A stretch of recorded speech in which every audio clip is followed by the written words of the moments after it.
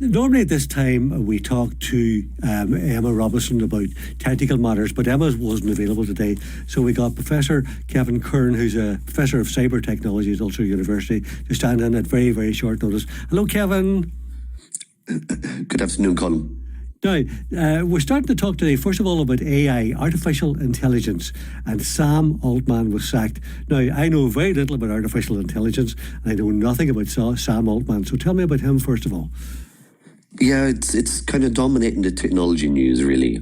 So OpenAI is a leading artificial intelligence company with the leading product at the moment, and it was set up in 2015. Initially as a non-profit, actually, and people will be familiar with Elon Musk, who was one of the co-founders of this, really. Yeah. And they released this artificial intelligence assistant just this year, actually, called ChatGPT, and it's revolutionized, most sectors in the world, really, and it's kind of brought the end to essays within schools and universities, really, because now you can get ChatGPT to write your essay for you. And it's almost impossible for us to determine if the student wrote the essay or not. So really, we have to change a lot of our coursework, really. But now they've released a ChatGPT 4.5 there lately again, and things seem to be going very well. I mean, they received $10 billion from Microsoft there a few months ago, and they're valued at just under really $100 billion, but. There have been issues, of course, with their software, really, with the actual service again. People used it last week again, that we were going through it, and it was down quite a lot. But again, none of us knows exactly why the board fired him, apart from, there's inklings, really, that perhaps some of the board members really didn't want it to grow so fast to put out stuff, because a lot of them believe that AI will destroy the world and humanity, and that it should be released in very baby steps, really, because of the danger. What do you think, Kevin? Should we be worried about AI? To some degree, but no, a lot of it is science fiction. A lot of it is really years ahead, and a lot of people are, panicking about things, which I don't see the worry. I mean, I'm more worried about some jobs being lost, whatever, but not to the extreme some people go. I'm more in between, really, that it will revolutionize some things. It can do amazing things here and there. There's things that we have to watch. We do need regulations as well, but we don't have to pull the plug in it just yet, really. Now, data roaming charges are something which we all have to be very aware of, especially now since Brexit. And the Scottish Health Secretary ran into a bit of bother there during the week when he was on holidays. He ran up a massive bill which he had to pay back, £11,000. I thought, now, how do we get over having to pay data roaming charges when we're on holidays?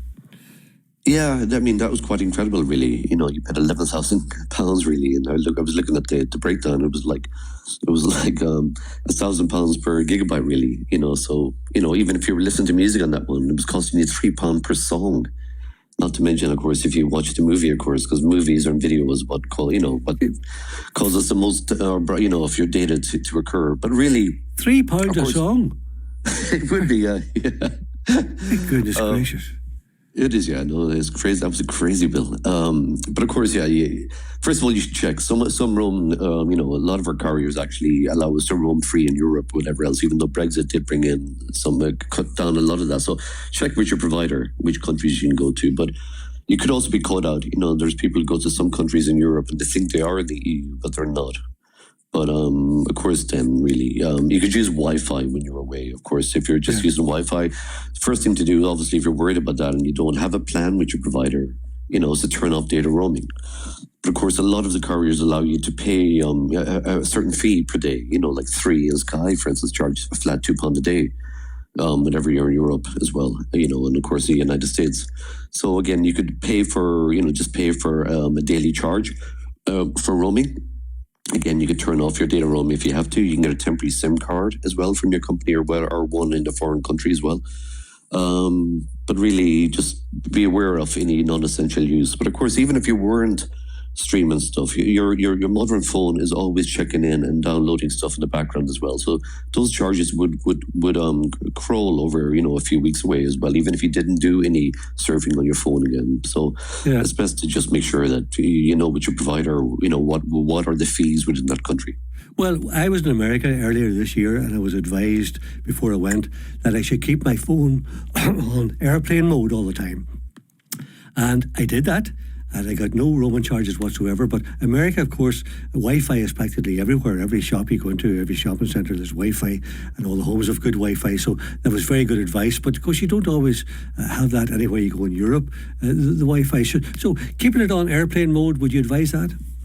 Yeah, yes, if you're worried about that, but again, the charges aren't astronomical if you go for the roaming plan with your provider, really. You know, I mean, so again, it's not, your halt is going to cost you a lot more money than that. But the main thing is to definitely be aware of what are the charges and have something in place.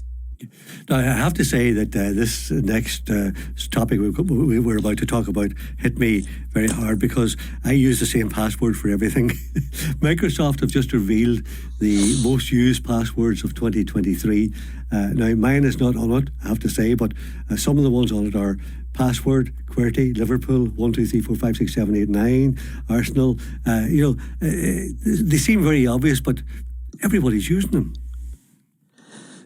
Yeah, there's password fatigue, really. A lot of people, there's a lot of people visit maybe up to 200 or 300 sites in a week and have services on everything, really. And of course, not everyone does what best practice is, which is to use a password manager, really. But so people do try to remember a common password, of course. And previously, years ago, again, when you worked in enterprises, we would have always been told to change our passwords every few months. But the National Cybersecurity Centre, of course, about 2 years ago, said that was bad practice, actually, because what it does is it forces people to use simpler passwords again. And what everyone did was just change the numbers at the end, so that's where everyone keeps their numbers again. But really, what you will really want is to have separate, long, random passwords on every single website you visit and not to reuse your passwords, because data breaches occur, and everyone listening to here will have been in some data breach. Again, you can go and visit a site called Have I Been Pwned and type in your email address, and it will tell you which data breaches you have been in, even the owner of that site, because it contains 18 billion leaked passwords and usernames. Again, he's been in 17 of them.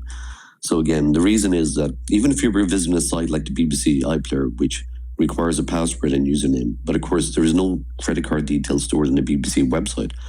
But if you use a simple password on there, yes, and the BBC the passwords get leaked to the BBC, what hackers do is what we call credential stuffing. They visit sites like Amazon or your bank and all these with your username and the leaked password, and they will try that password on those sites. And lo and behold, what they find is, wow, you reused that password on a site which is connected to your credit card and your bank details.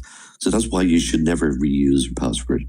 The best tip I can give people probably is to look for some letters in the name of the website, really, and then use that for each website you visit, but then have something around that which is kind of standard again, but always using lowercase, uppercase again.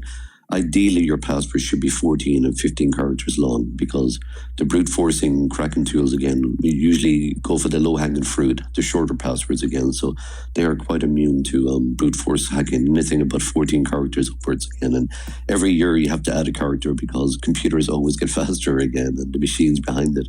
So again, but really use a password manager, but don't reuse the passwords on important websites. I'm afraid I'm guilty on all counts that you mentioned there, Kevin. I was very guilty when we started this conversation, but I'm even worse now. Professor Kevin Curran, thanks very much, very enlightening. Thank you very, very much.